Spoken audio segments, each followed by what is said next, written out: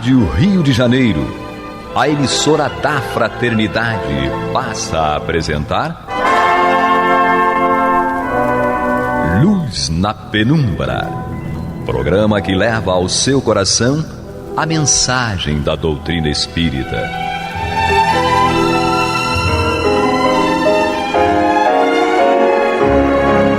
E com vocês, Henrique Parente, para o estudo de obras póstumas.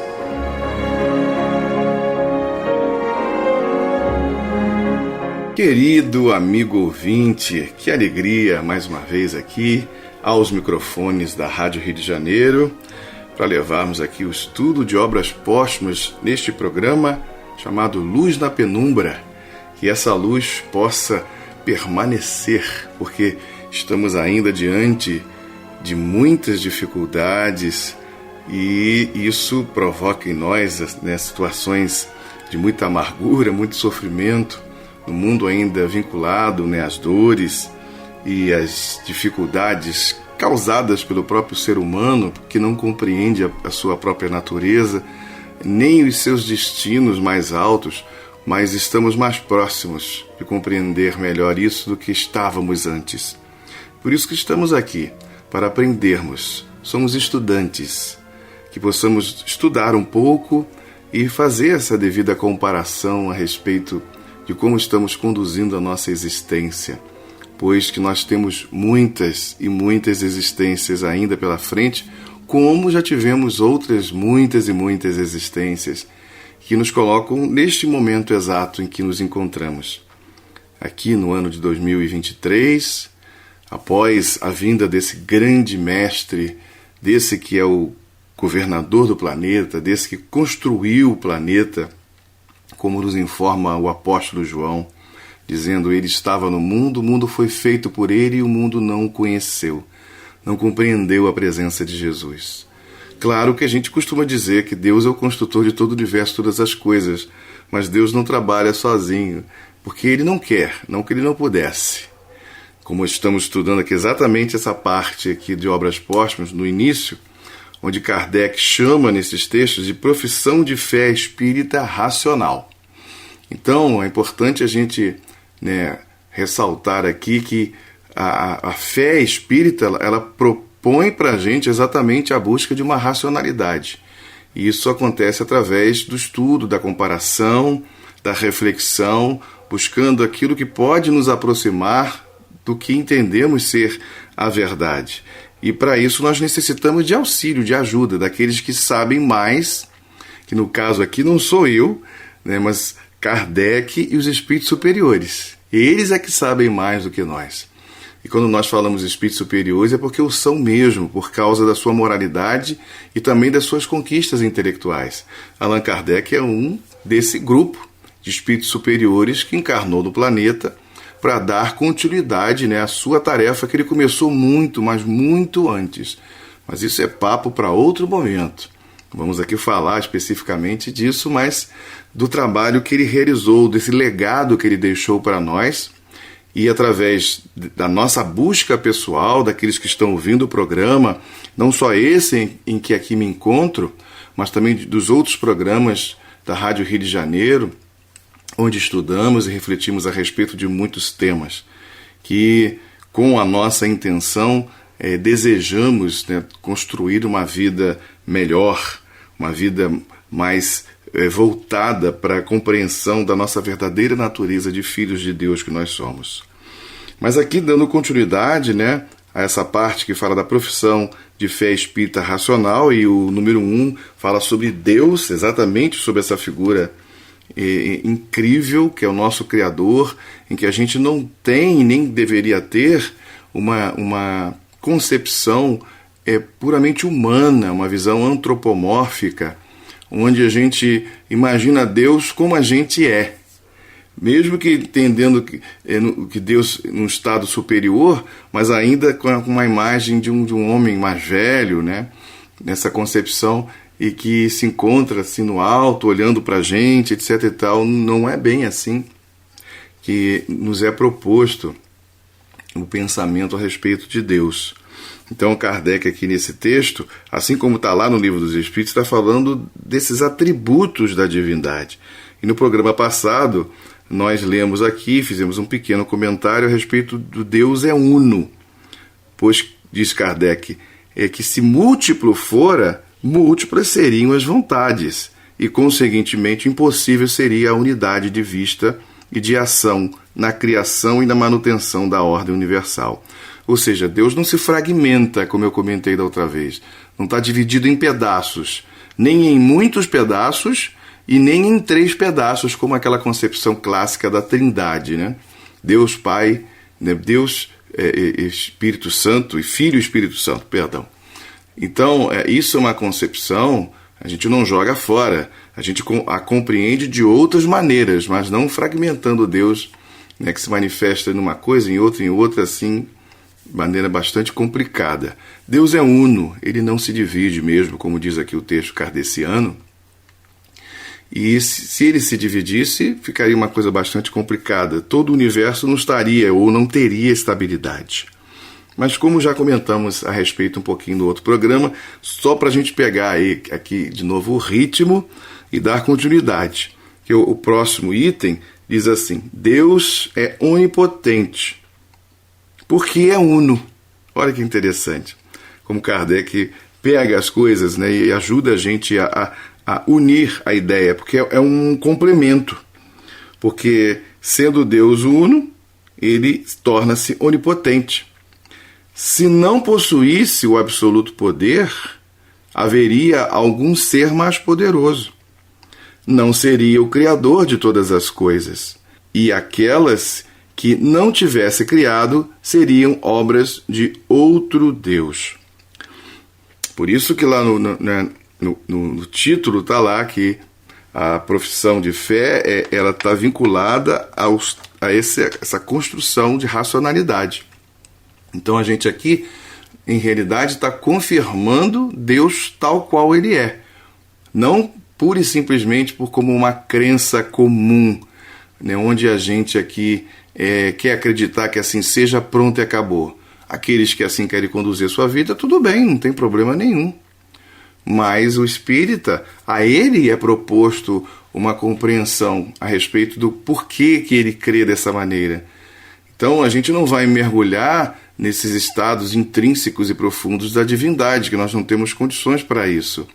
Mas como propõe Kardec desde lá do Livro dos Espíritos, a gente pode entender tudo que Deus, ou melhor falando, a gente não vai compreender tudo que Deus é, mas a gente pode compreender o que ele não pode deixar de ser. Então, se ele não é onipotente, outro poderia ser mais poderoso do que ele, então ele não seria Deus. Mas como não há outro, na verdade Deus é Deus, então ele é onipotente, não existem outros acima dele. Ele é o Criador e ele é incriado, ele sempre existiu. Isso deixa a gente numa situação muitas vezes desconfortável, porque nós não temos condições de falar a respeito do que seja incriado. Por isso que nós não temos condições de aprofundar, mergulhar, entender profundamente a natureza divina. Mas aquilo que ele próprio permite, isso a gente pode. E é isso que a doutrina espírita está fazendo. É isso que Allan Kardec está propondo para a gente. Para que a nossa fé, esse vínculo poderoso entre nós e o Criador, possa estreitar-se, para que a gente possa compreender verdadeiramente o quanto de Deus existe em nós. Não um pedacinho de Deus, porque ele não se divide. Mas essa ressonância, como certa vez eu ouvi o Dr. Jorge Andréa falando, essa ressonância divina que existe em todas as coisas, né? É como o ar que está dentro e fora de nós, assim como também o peixe no oceano, onde a água está dentro dele e fora dele. Mais ou menos nesse sentido, né? Então, voltando aqui, Deus é onipotente porque é uno. Se não possuísse o absoluto poder, haveria algum ser mais poderoso. Não seria o Criador de todas as coisas. E aquelas que não tivesse criado seriam obras de outro Deus. Então, realmente, não é por aí. Deus é soberanamente justo e bom, porque a sabedoria das suas leis revelando-se nas menores como nas maiores coisas, não permite pôr-lhe em dúvida a justiça e a bondade. Isso me faz lembrar uma passagem do Novo Testamento, em que Jesus é chamado de bom, que aqueles homens viviam tentando pegar Jesus, né, de alguma maneira para prender, e então eles construíam coisas para fazer e não conseguiam. E isso só se deu quando o próprio Jesus, ele entendeu que chegou o momento, e ali então ele permitiu-se ser preso. Daí a gente entende, né, que enquanto Jesus não concluiu a sua tarefa, aquilo que ele sabia o que precisava fazer, nada aconteceu. Então, numa dessas passagens, dizem para Jesus que ele era bom, e ele responde o seguinte: bom é o Pai que está nos céus, que faz com que sua chuva caia sobre bons e maus, faz com que o seu sol nasça sobre bons e maus, e que sua chuva caia sobre justos e injustos. E aí a gente vê Jesus nos remetendo a compreender a verdadeira essência e da onde nasce todas as coisas que existem, ou seja, do próprio Criador. Ele está reconhecendo e trazendo às pessoas a compreensão de que é de Deus que vêm todas essas qualidades, todas essas características. Então, quando a gente lê aqui, né, que ele é soberanamente justo e bom, isso é uma verdade mais profunda que a gente possa imaginar. E ele se revela nas menores como nas maiores coisas, como diz Kardec aqui no texto. Isso não nos permite pôr em dúvida exatamente esse senso de justiça e de bondade, porque assim Deus o é. Quando a gente olha a vida, e a gente olha no sentido não a partir do olhar da nossa própria dificuldade, mas usando a própria dificuldade que a gente tem, a gente compreende que muitas vezes os males da vida têm muito das nossas escolhas, do nosso comportamento. E por que acontece isso? Porque não estamos prontos ainda. Nós estamos dentro de um processo de desenvolvimento espiritual. Por que digo espiritual? Porque o próprio Jesus afirma que Deus é espírito. Ele diz isso à samaritana naquela conversa. Deus é espírito e importa ser adorado em espírito e em verdade. Então Deus é o Criador de todas as coisas. Ele é o espírito por excelência. E tudo que vem dele possui essa essência espiritual. Então, quando a gente fala que é um desenvolvimento espiritual, não estamos falando necessariamente tolices, mas procurando compreender e até sentir-se próximo dessa nossa verdadeira natureza, que é espiritual. Eu acho isso tão bacana e tão consolador e orientador também, porque nos ajuda, né, a olhar para a vida que nos toma, que está ao nosso redor, e perceber, né, a sua anterioridade, a sua atualidade e o futuro que está diante e adiante de nós. Deus é infinito em todas as suas perfeições. Nós lemos, né, dentro desse primeiro capítulo, né, o número 1, o número 2, e agora entra o 3. Deus é infinito em todas as suas perfeições. Se fosse possível admitir imperfeição em qualquer dos atributos divinos, se lhe suprimisse a menor parcela de eternidade, de imutabilidade, de imaterialidade, de unidade, de onipotência, de justiça e bondade, ficar-se-ia, logicamente, no direito de admitir um ser dotado de tudo quanto lhe faltasse. Então, esse ser, mais perfeito que ele, seria o verdadeiro Deus. A gente percebe em Kardec essa proposta, né, de assim, estabelecer uma espécie de comparação, né, através do discurso, da palavra, da ideia, né? Isso é levar a gente a raciocínio. Isso que a gente chama de filosofia ou de filosofar. É um questionamento. Então, muitas vezes, as pessoas confundem o conceito de né, de dogma por conta disso aí. A gente sempre trabalhou essa ideia do dogma como sendo algo que não se discute, né? Um texto, um contexto, uma ideia, algo como se fosse verdadeiro, pronto e acabou. Só que, em realidade, o dogma ele existe, mas ele é fruto de um processo de desenvolvimento, não só da palavra, mas do conteúdo. Quando a gente alcança a compreensão de uma lei, aquilo por ser lei, ele deixa de ser discutido, no sentido de que não precisa ser provado, porque já foi provado como uma lei universal. E aí se torna um dogma. Aquilo é uma verdade indiscutível.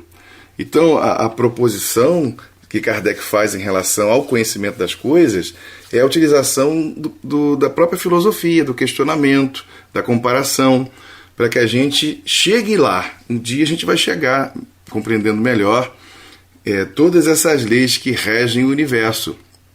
E algumas estão sendo mostradas pela pesquisa científica, mas vinculadas aos aspectos materiais. O Espiritismo inaugura a ciência do espírito. Isso é uma coisa que nasce ali com Allan Kardec, de verdade. Onde Kardec ele vai construindo o método, a partir do método que já existe, usado na própria ciência material. Ele vai construindo o método, adaptando essas questões à busca daquilo que antes não era possível ser investigado. E o exercício é esse, usando essa metodologia, usando a pesquisa nessa estrutura própria, como em outros programas já comentei, o Charles Richer, o prêmio Nobel de Fisiologia, e reitor da Universidade de Paris, ele comenta no seu tratado de metapsíquica a respeito daquilo que Kardec publicava, no sentido bastante positivo, onde ele afirma que Kardec jamais publicou alguma coisa que ele não tivesse sido verdadeiramente investigado. Então a gente vê que não é você dizer coisas assim à solta, simplesmente para que as pessoas possam acreditar nisso e atrair adeptos. O Kardec nunca fez isso, ao contrário, ele sempre incentivou as pessoas a ficarem onde elas querem ficar, onde elas devem estar.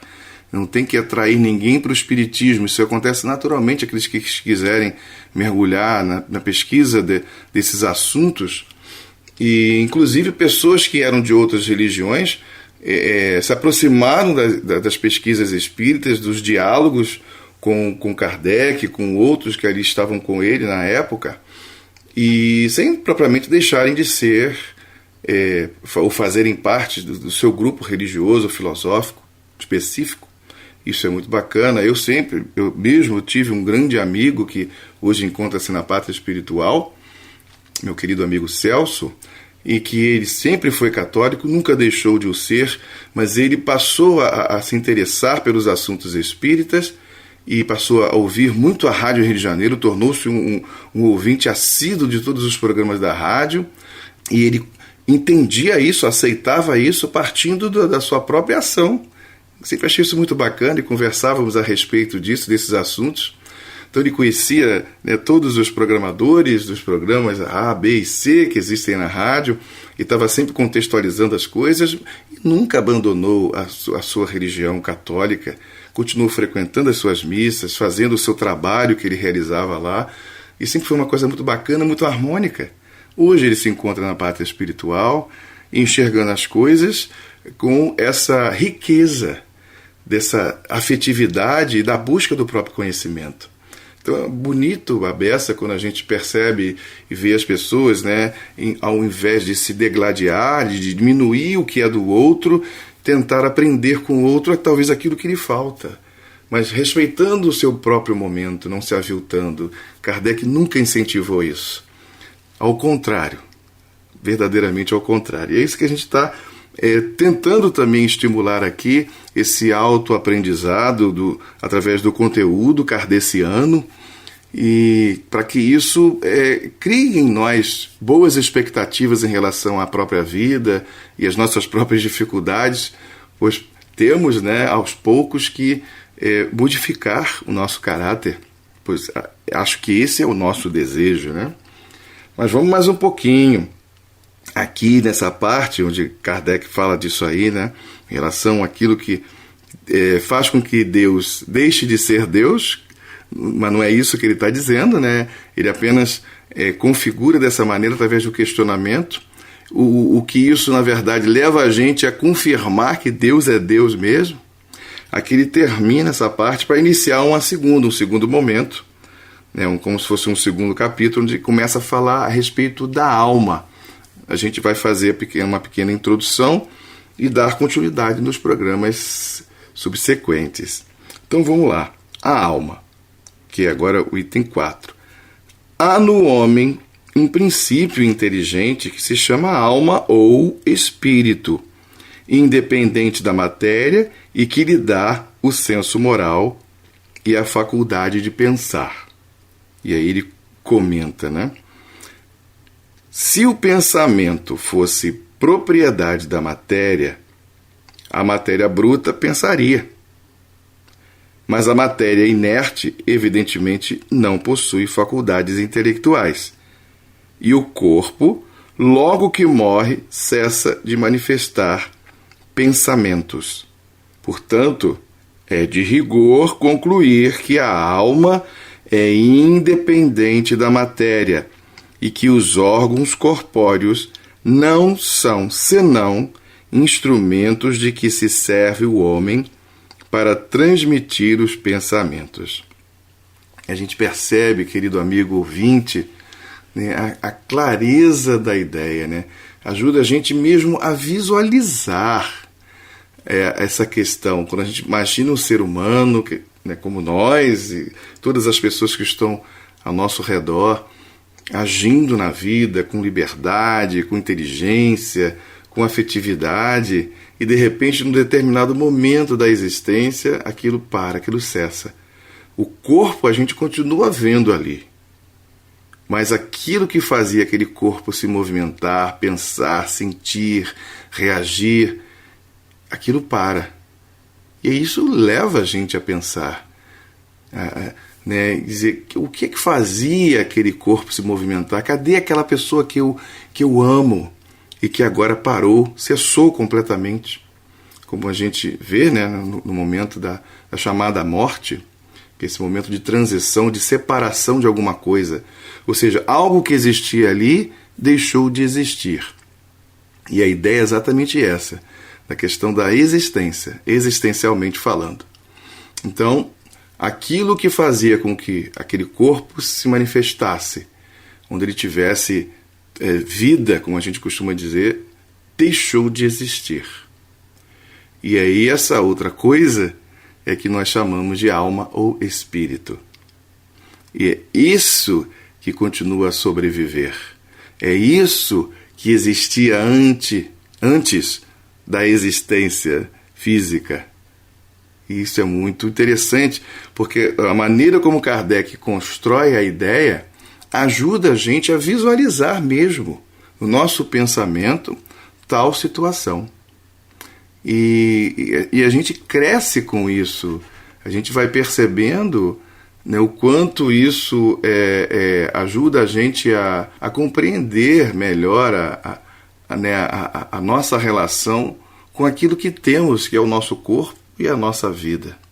Ela nos pertence como um empréstimo divino, mas a gente não tem o poder total de fazer com ela o que a gente quer. Daí, né, um grande problema que surge quando a gente, né, vê as circunstâncias vinculadas ao suicídio e que, né, nos trazem tanta tristeza. Espíritos como o de Jesus de Nazaré, por exemplo, nosso querido mestre, né, nosso, como disse no início, nosso governador planetário, e como ele mesmo disse, tem ovelhas que são de outro redil, convém também conduzir estas. Então ele é o senhor de um processo evolutivo. Ele afirma no Evangelho, está lá no Novo Testamento: a minha vida eu posso tomá-la e retomá-la. Quem de nós pode dizer tal coisa? Um dia poderemos dizer? Eu poderia afirmar que sim, e vamos poder dizer um dia exatamente palavras como essa que Jesus disse. Assim como ele disse também, eu e o Pai somos um.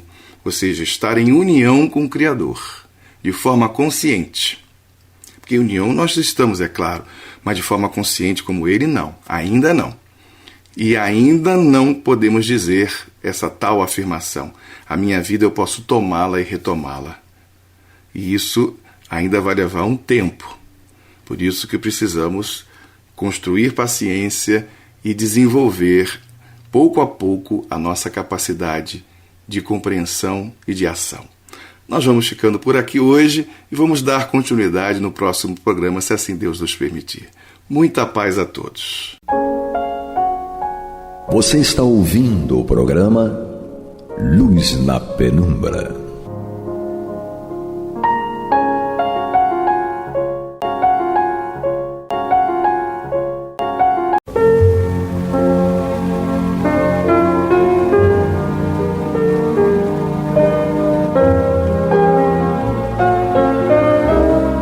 A Rádio Rio de Janeiro está levando ao seu lar e ao seu coração a mensagem consoladora da doutrina espírita, através do programa Luz na Penumbra.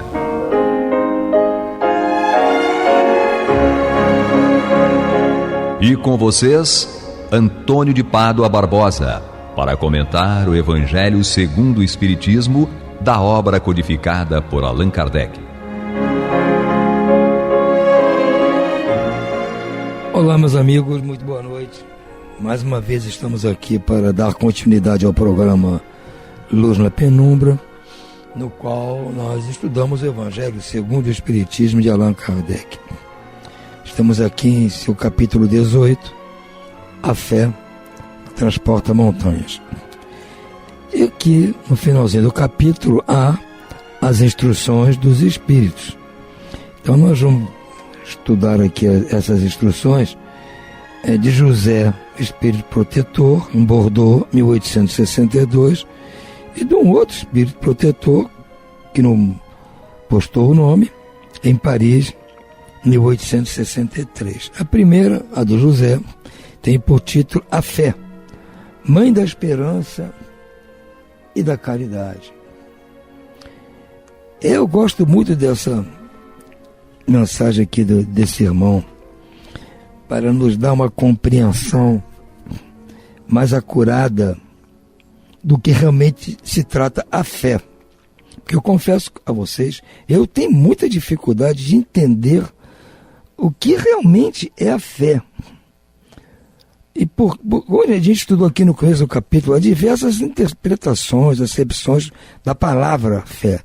Mas independente disso, que já causa uma dificuldade, mesmo a interpretação que eu tenho para mim, ela torna-se difícil para mim de ver funcionar. Fica sempre na dúvida, será que eu tenho fé realmente em alguma coisa? Será que eu estou tendo fé realmente? Será que ter fé é isso? E aí acontece, fala, não, aconteceu porque eu tive fé. E se não acontece? Mas a fé que eu tenho é a mesma do outro pedido. Por que aquele aconteceu e esse não acontece? Então eu tenho essas dúvidas realmente. Porque de Jesus, né? Se tiver fé suficiente ou maior que um grão de mostarda, vai poder mover a montanha de um lado para o outro. Mas como é que eu vou saber se a minha fé é do tamanho de um grão de mostarda? Porque às vezes funciona, às vezes não funciona. Então deve ter algum outro componente que se junta à fé para poder funcionar. Eu acredito que não seja só a fé. E esta mensagem aqui deste irmão, para mim, me traz algum esclarecimento quanto a esse ponto. Porque primeiro Jesus disse, se tiveres a fé do tamanho de um grão de mostarda, então o que se entende? Que existe fé que é menor que um grão de mostarda. Existe fé que é do tamanho do grão de mostarda. Existe fé maior que o grão de mostarda. Então a gente pode concluir que a fé é dinâmica. Ela não é uma coisa estática. Ela cresce. Ganha outras dimensões. Na verdade, não, a fé é igual, sempre a mesma coisa, não, ela muda, ela aumenta. O próprio Cristo diz isso, é uma questão de tamanho, ou de força, digamos assim, que esse tamanho pode ser tamanho espacial, mas pode ser relativo à força que você emprega, né? Então, como é que a gente vai entender isso? O nosso irmão aqui tem uma proposta, vamos ver o que ele nos diz aqui. A fé, para ser proveitosa, tem que ser ativa, não pode entorpecer-se. Mãe de todas as virtudes que conduzem a Deus, cumpre-lhe velar atentamente pelo desenvolvimento dos filhos que gerou. Ou seja, a fé é a mãe de todas as virtudes que vão nos conduzir a Deus, que o que nos conduz a Deus são as virtudes. E ela cumpre o dever de zelar pelos filhos que gerou, ou seja, as virtudes que ela gerou. Ela tem que zelar por essas virtudes.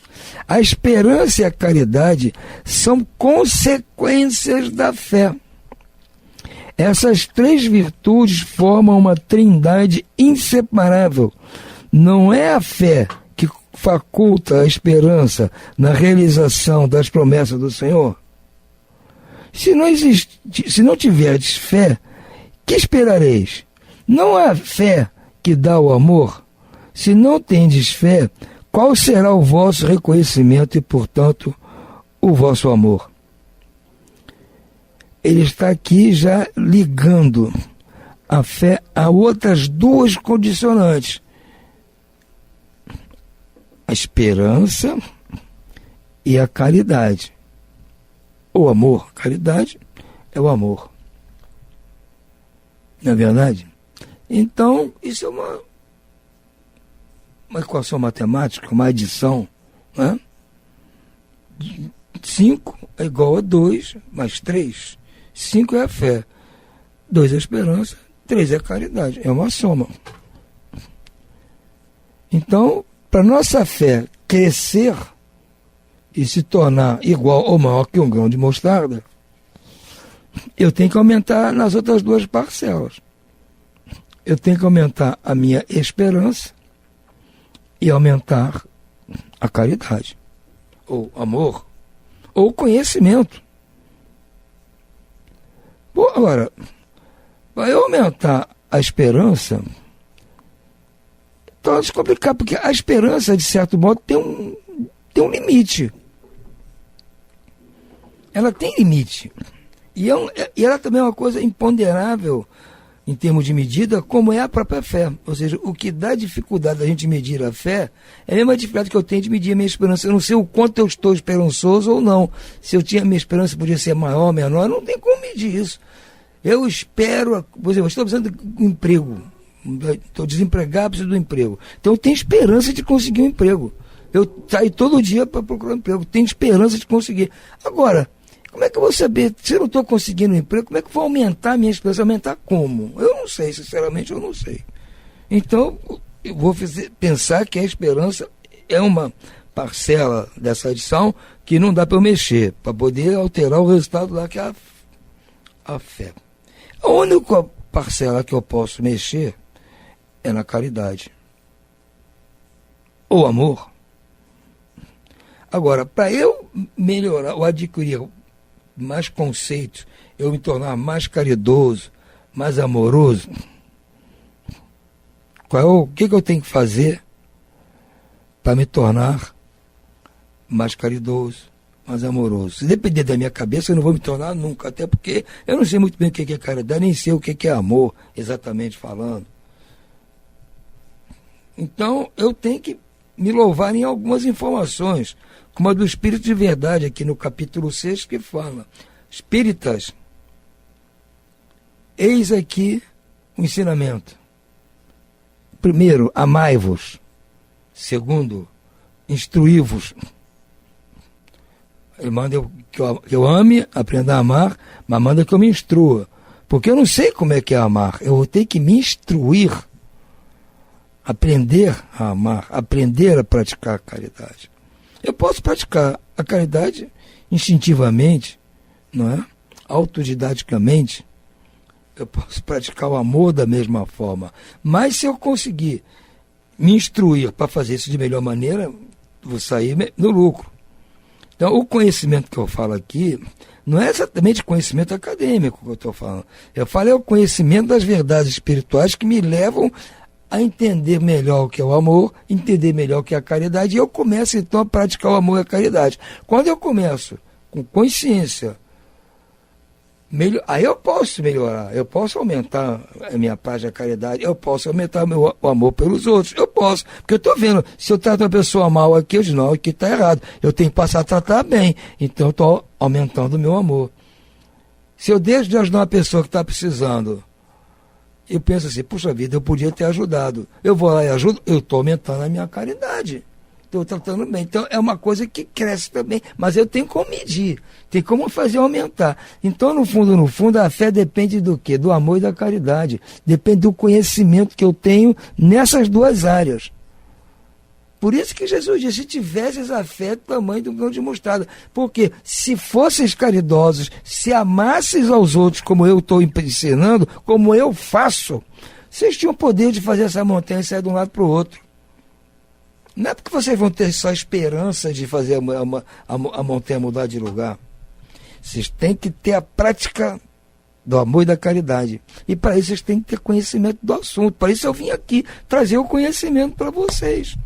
Estou trazendo o conhecimento para vocês entenderem o que é a prática do amor e da caridade. Então é esse conceito que eu aprendi com esse irmão José.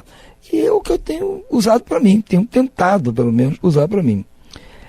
A fé divina, a inspiração de Deus, desperta todos os instintos nobres que conduzem o homem ao bem. É a base da regeneração. É preciso, portanto, que essa base seja forte e durável. Porque, se a mais ligeira dúvida vier abalá-la, que será do edifício que sobre ela construirdes? Levantai, pois, este edifício sobre alicerces inamovíveis. Que a vossa fé seja mais forte que os sofismas e as zombarias dos incrédulos, visto que a fé não afronta o ridículo dos homens, a fé que não afronta o ridículo dos homens não é fé verdadeira. Então, a minha fé pode estar provocando muitas reações em outras pessoas aí, mas a minha fé tem que ser verdadeira por causa disso. Que a fé é inspirada em Deus. A fé sincera é empolgante e contagiosa. Comunica-se aos que não a tinham ou mesmo não desejariam tê-la. A gente sabe disso. A gente, quando tem fé em alguma coisa, contagia aquelas pessoas que estão em volta de nós. Aliás, vem muitos pedir a gente, ore por mim. Mas por que está pedindo para eu orar por ele? Porque confia na minha fé. A pessoa tem sua fé, mas que é a minha também. E tudo bem. Então ela confia na minha fé. Alguém está dizendo aqui, a fé é contagiante, encontra palavras persuasivas que vão à alma, ao passo que a fé aparente usa de palavras sonoras que deixam frio e indiferente quem as escuta. Pregai pelo exemplo da vossa fé, para que penetrem nos homens. Pregai pelo exemplo das vossas obras, para lhes demonstrardes o merecimento da fé. Pregai pela vossa esperança inabalável, a fim de lhes permitires ver a confiança que fortifica e põe a criatura em condições de enfrentar todas as vicissitudes. Então, a minha fé tem que ser demonstrada ao mundo. E com isso eu vou demonstrar a esperança que eu tenho de conseguir as coisas que eu quero, que eu preciso. E para isso eu vou demonstrar trabalhando muito no amor e na caridade. Tende, pois, a fé em tudo o que ela contém de belo e de bom, em sua pureza e em sua racionalidade. Não admitais a fé sem comprovação, filha da cegueira. Então a fé também precisa ser comprovada. Amai a Deus, mas sabendo por que o amais. É isso aí. Eu amo a Deus, mas por que você ama a Deus? Tem que saber por quê. Eu amo a Deus porque amar a Deus é amar ao próximo. E amando ao próximo eu estou praticando a caridade. Aí a minha fé vai começar a crescer. Tudo isso gera o merecimento. No fundo, a fé é a função do merecimento. O merecimento é causado pelo amor, pela prática do amor e da caridade. A outra parcela é a esperança.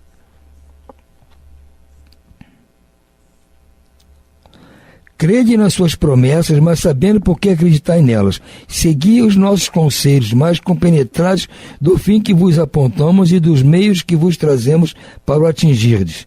Crede e esperai sem desvalecimento. Os milagres são obras da fé. Aquilo que a gente chama de milagres são simplesmente obras de quem tem fé. Fé construída pelo merecimento, que por sua vez é construído pela prática do amor e da caridade. E nós só vamos atingir isso através do conhecimento dessas coisas. E foi isso que Jesus trouxe para nós. Ele nos mostrar o conhecimento, a boa nova, o Evangelho, é isso que ele veio trazer. Para nos ensinar como é que tem que amar, como é que tem que praticar a caridade, para podermos conseguir tudo aquilo que quisermos, como ele mostrou que ele conseguia. A outra mensagem do outro irmão protetor, a fé divina e a fé humana. Diz-nos ele assim: no homem, a fé é o sentimento inato de seus destinos futuros. É a consciência que ele tem das faculdades imensas depositadas em germe no seu íntimo. A princípio em estado latente e que lhe cumpre fazer que desabrochem e cresçam pela ação da sua vontade. Está dizendo aqui, a fé é um sentimento inato. Todos nós nascemos com fé, nascemos com amor, com tudo dentro de nós. Agora, cabe a nós fazer isso crescer. Por isso que Jesus disse que a fé podia ser maior que um grão de mostarda. Nós temos que fazer a fé crescer. E isso é função, principalmente, da nossa vontade. Se eu não tiver vontade de praticar o amor, praticar a caridade, é o direito que eu tenho, mas não reclamo depois se os seus pedidos não são atendidos. Até o presente, a fé não foi compreendida senão pelo lado religioso. É o que eu disse, a acepção religiosa da fé. Mas nós temos outra acepção, porque o Cristo a preconizou com poderosa alavanca e porque o tem considerado apenas como chefe de uma religião. Então, se você considera Cristo como chefe de uma religião, a sua fé vai ser limitada, porque a fé é no sentido religioso, da crença. Eu creio em Cristo. Cristo é o suprassumo do meu pensamento religioso. Tá bom, ótimo, maravilha, mas a sua fé vai ficar estagnada aí. Entretanto, o Cristo, que operou milagres materiais, mostrou por esses milagres mesmo o que pode o homem quando tem fé, isto é, a vontade de querer e a certeza que essa vontade pode ter satisfação. A exemplo de Jesus, os apóstolos também não operaram milagres? Ora, que eram esses milagres senão efeitos naturais cujas causas eram desconhecidas pelos homens de então, mas que hoje, em grande parte, se explicam e que se tornarão completamente compreensíveis pelo estudo do espiritismo e do magnetismo. Então, até então, a fé era um assunto de religião. Com o espiritismo passou a ser um assunto científico.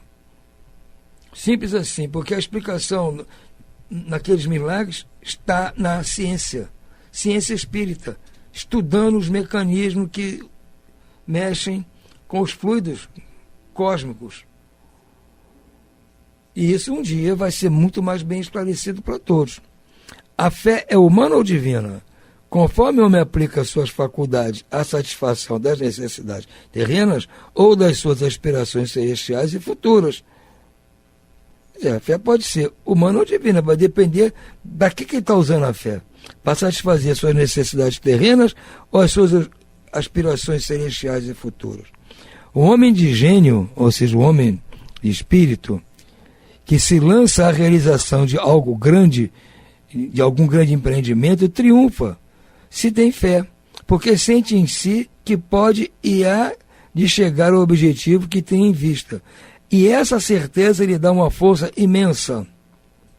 O homem de bem que, crente em seu futuro celeste, deseja preencher a sua existência de belas e nobres ações, aure na sua fé, na certeza da felicidade que o espera, a força necessária e ainda se operam milagres de caridade, de devotamento, de abnegação.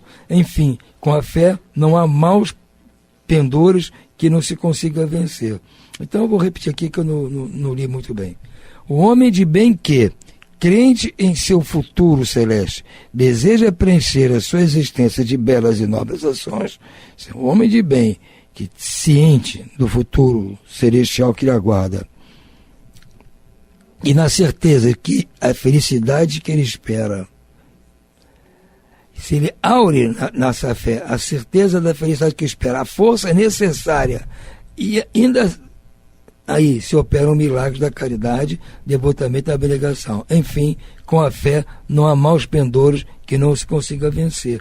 Então é preciso que nós, se somos homens de bem, nós temos crença no futuro que vamos ter. Não é simplesmente a expressão, é crença mesmo, é certeza nisso.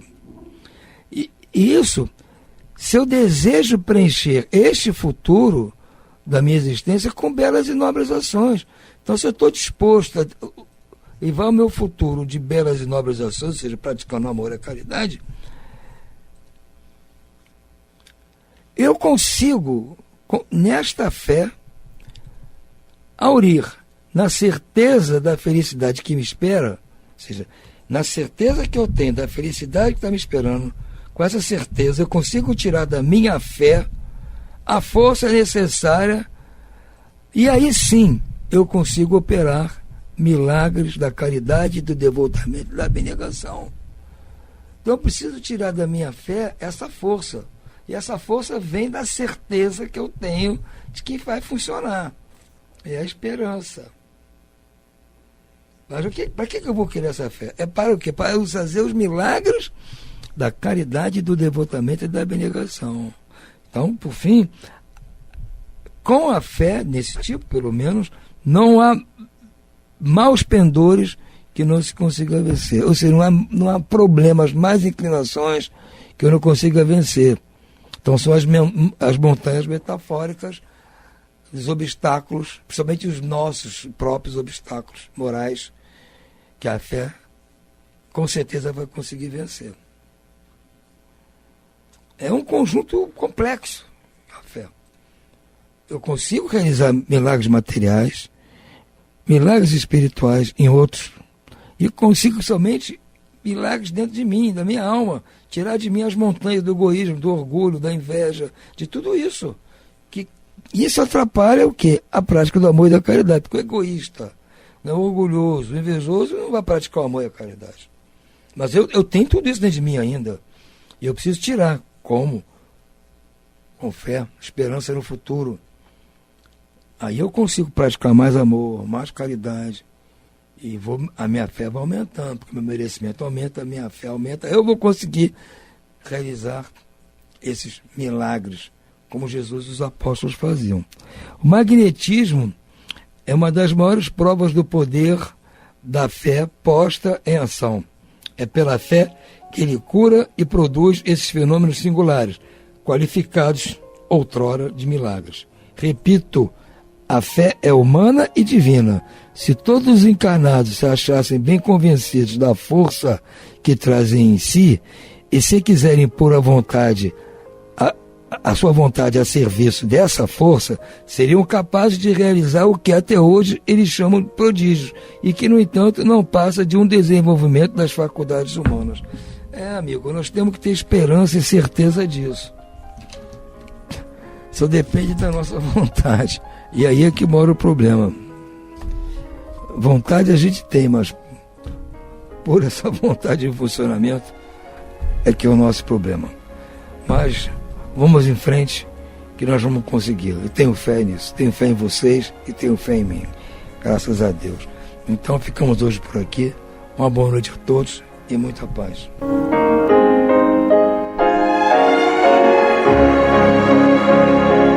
E vamos ouvir agora a prece de encerramento de nosso programa, na voz de Geraldo de Aquino. Jesus, dá-nos coragem para a luta, piedade para os insultos e misericórdia para as injustiças e ingratidões. Limpa nossa alma de inveja e ambições mesquinhas, de ódio e de vingança o nosso caminho. E que dentro em pouco, ao recolher-nos de novo, ao calor do nosso leito, para que o sono nos dê a paz e o esquecimento das tristezas humanas, possamos sentir, Senhor, no mais íntimo de nosso ser, a doçura indefinível do Teu amor e a grandeza incomparável da Tua divina presença. Que assim seja.